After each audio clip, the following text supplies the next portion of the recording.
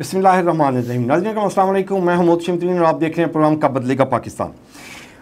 नाज़रीन करम, ज़राअत का मुल्क है पाकिस्तान, और ज़राअत में जब हम बात करते हैं तो 3 मेजर क्रॉप्स हैं जिस पे पाकिस्तान की इकानमी बेस करती है, जिसमें गंदम है, एक इसमें चावल है और इसमें कपास है जी।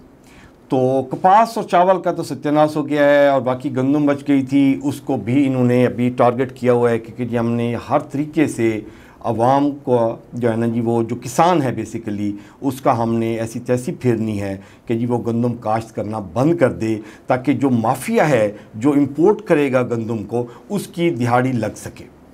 अभी गवर्नमेंट ने सुनने में आया है कि जी गंदम ख़रीद करनी से इनकार कर दिया है कि काश्तकार के पास जो गंदम पड़ी है वो खुद वो बेचेगा। तो समटाइम्स ये ज़िला बंदी कर देते हैं, समटाइम्स ये सूबा बंदी कर देते हैं, तो वो माफिया जो है वो उसको परचेज़ करता है, डंप कर देता है और उसकी हालत ख़राब होनी शुरू हो जाती है किसान की। तो अभी मैं एक जगह देख रहा था कि जी वो कहते हैं कि जी गंदम की ये हालत हो गई है कि जी आप एक पिज़्ज़ा लें और उसके मुकाबले में 1 मन गंदम आप ले सकते हैं। जस्ट इमेजिन करें कि ये हालात है। जब गंदम का रेट 3500 से 4000 रुपये के करीब था, उस वक्त भी पिज़्ज़े का रेट यही था, उस वक्त भी ब्रेड आपको 150 रुपये में मिल रही थी, उस वक्त बिस्किट के क्या रेट थे। अब जब गंदम 2500 रुपये पे आ गई हुई है, इससे भी नीचे कुछ सौदे हो रहे हैं, तो उस वक्त भी ब्रेड का रेट वही है, पिज़्ज़े का रेट भी वही है, बिस्किट का रेट भी वही है।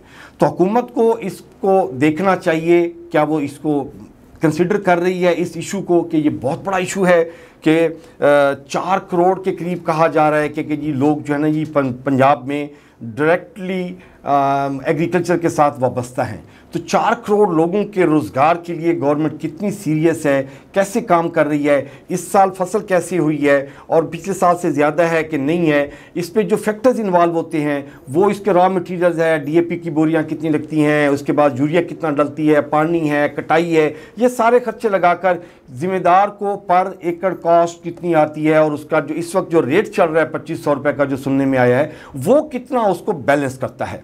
इस पे गुफ्तगू करेंगे। हमारे साथ एज यूजुअल रिस्पेक्टेबल शरीफ जोया साहब, सर आपको वेलकम करते हैं। बहुत शुक्रिया जनाब। मुझसे सर जी कैसे देख रहे हैं इस इशू को?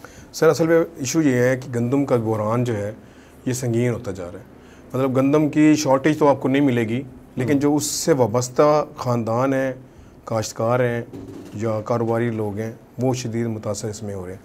डायरेक्टली और इनडायरेक्टली किसान वो मुस्ताजरी की शक्ल में हो या वो खुद से जो है वो काश्त कर रहा हो, वो परेशान है क्योंकि हुकूमत ने आज की डेट तक, मतलब 16 अप्रैल की डेट तक अभी तक कोई रिलीफ अमाउंट अनाउंस नहीं की। अच्छा, रिलीफ अमाउंट अनाउंस करने के बाद भी किसानों को, काश्तकारों को बड़ी मुश्किलात का सामना करना पड़ता है कि बारदाना खरीदना है जी, फिर जाके वहाँ पहुँचाना भी है, फिर उसकी कटौती भी होनी है, फिर उसकी पेमेंट भी आनी है। लेकिन उसका एक माइंड सेट होता था कि ये मेरा बारदाना आ गया, ये मेरी अमाउंट इतनी मेरी सेफ हो गई। अब प्रॉब्लम ये है कि मार्केट में सरप्लस है, गंदम में हुकूमत ख़रीद नहीं रही। अब वो जो काश्तकार है वो औने पौने इसे बेच देगा। जो अभी हमने मतलब मुख्तलिफ जो काश्तकार हैं उनसे जो हमने मालूमात ली हैं, डाटा लिया है, उसके मुताबिक तो वो ये समझते हैं कि अगर नो लॉस नो प्रॉफिट पे भी चले जाएं, कि अगर हुकूमत नहीं खरीदती, आम मार्केट में 2500 रुपये का रेट मतलब चल रहा है, अगर उस हिसाब से भी ख़रीदी जाती है तो किसान चला जाएगा नो लॉस नो प्रॉफिट पे। फिर उसको जब नो लॉस नो प्रॉफिट होगा तो आप फिर क्या करेंगे? आपका 6 महीने की जो ये फसल है, ये कैसे, अगली फसल कैसे काश्त होगी, उसकी सर्वाइवल कैसी होगी, वो अपना ख़र्चा कहाँ से करेगा? मतलब आप उसको नहीं दे रहे रिलीफ। हमारी तमाम हुकूमतें सीजनल तो हमें वो सब्सिडी देती हैं, कोई कुदरती आफत आ गई उस पर आपको सब्सिडी मिल गई, आपको रमज़ान में सब्सिडी मिल गई, ये होनी चाहिए, मैं ये इनके मुखालिफ नहीं हूँ। लेकिन एक जो सस्टेनेबल आपका एक डेवलपमेंट का मॉडल है वो आपका कहाँ है? मतलब वो जो जैसे आप कह रहे हैं भी करोड़ों अफराद पंजाब में जो है वो इससे वाबस्ता हैं, तो उनका ख्याल कौन करेगा? इससे बड़ी सब्सिडी या इससे बड़ा आप क्या कहेंगे मुआशी नुकसान और किस तरह पहुँचेगा आम आदमी को, आम काश्तकार को, कि वो बदहाल हो जाएगा। अब पिछले साल की निस्बत इस साल गंदम की पैदावारी जो टारगेट है वो कम है। पिछले साल ज़्यादा पैदावार थी, पिछले दफ़ा जो ज़्यादा काश्त ज़्यादा हुई थी, इस दफ़ा कम है। जब आप इस दफ़ा और कम कर देंगे तो अगले साल में आपको ये और कम मिलेगी। फिर देखें काश्तकार का भी एक माइंड सेट है ना कि जी वो कहता है कि यार उतनी उगाओ जितनी मेरी जरूरत है, बाकी तो मुझे प्रॉफिट तो मिलना नहीं है, तो मैं क्यों उगाऊं। अच्छा, फिर जो सूबाई तौर पे जो रेट्स में फर्क है ना, इसको भी देखना है सर। सूबाई से मुराद आप बिटवीन द प्रोविंसेस, अब देखिए सिंध और पंजाब का, सिंध में और सिंध का रेट हो रहा है, पंजाब का रेट हो रहा है। अगर सिंध हुकूमत अफोर्ड कर सकती है तो वाई नॉट पंजाब हुकूमत क्यों नहीं अफोर्ड कर सकती। इस वक्त भी जो किसान हैं उन्होंने मरीम नवाज से अपनी उम्मीदें लगा रखी हैं कि भी हो सकता है, पॉसिबिलिटी है कि वो कोई ऐसा पैकेज दे जाएं आने वाले दिनों में, 2-4 दिनों में। एक्सपेक्टेड तो ये किया जा रहा था कि शायद आज कोई 16 अप्रैल को आज कोई रिलीफ प्लान आएगा, लेकिन अभी तक तो नहीं आया।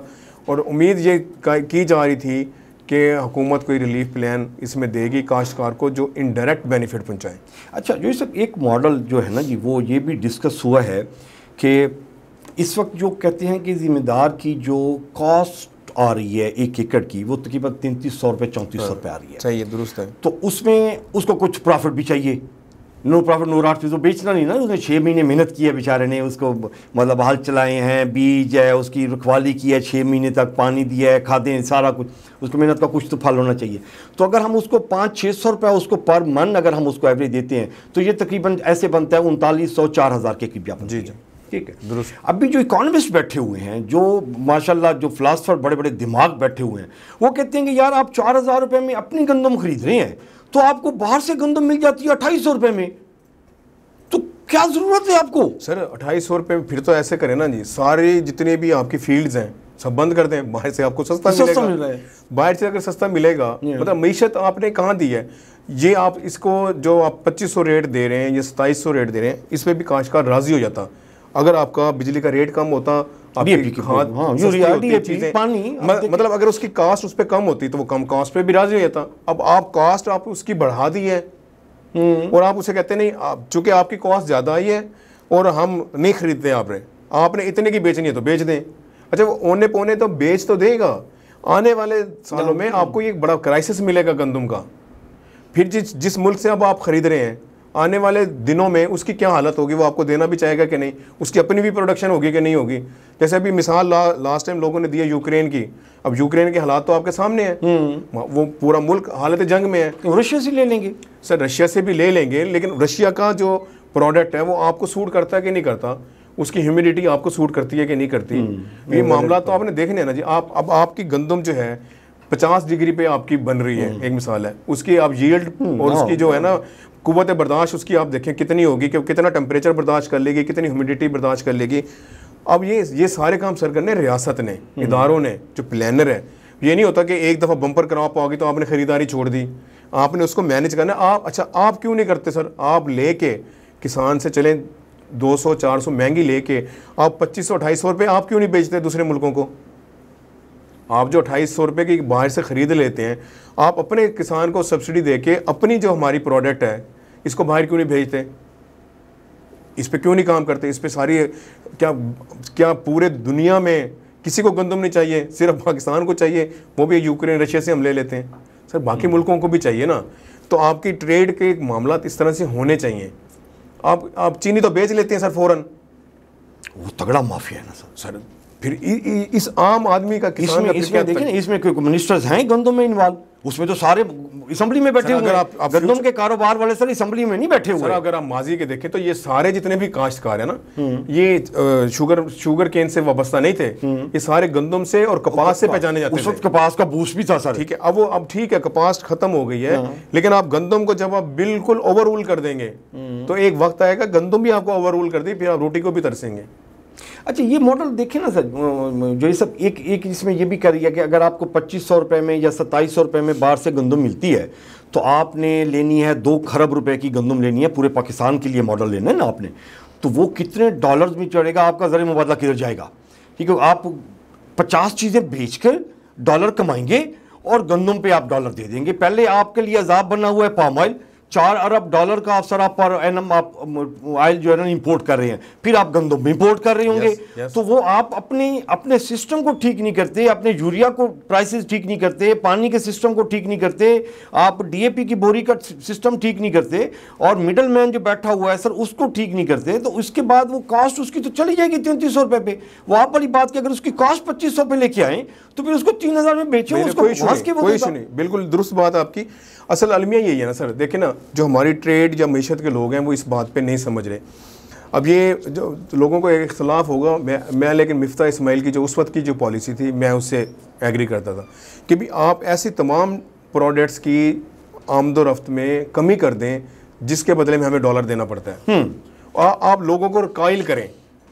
आप देखें चाय की पत्ती पे हम कितना अरबों डॉलर हम दे रहे हैं, पाम ऑयल पे हम दे रहे हैं। आप लोगों को लोकल जो हमारी ऑर्गेनिक चीजें हैं उस पे लेके आए, आप लेके आएंगे, आप अपनी प्रोडक्शन बढ़ाए, भाई आपका जो चीजें नहीं हो सकती यहाँ पे, मतलब मजबूरी है, उसमें आप अपनी चीजें बनाएं। आप इंपोर्ट कर रहे हैं। ये सब्सिडी वाला रोला क्या सिर्फ किसान के लिए आगे रह गया? अब जब हॉस्पिटल है आप उसको कितना फीड कर रहे हैं, सब्सिडी दे रहे हैं ना आप उसको।